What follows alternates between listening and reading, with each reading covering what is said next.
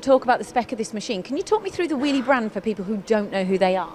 Yeah, the Wele brand, they're a Taiwanese company who make real high quality machines, real robust machines for the industries where you want to cut exotic materials. Right, so we're talking about the AQ1265, that's the table size. So what's the spec of this machine?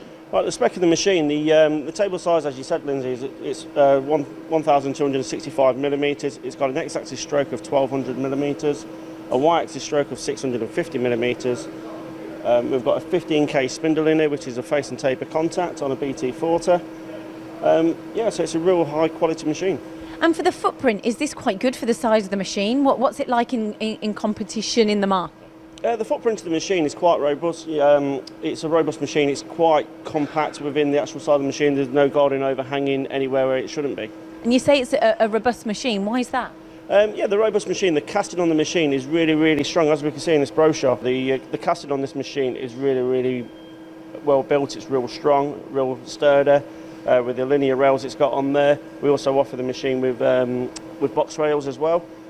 This machine we've got in stock.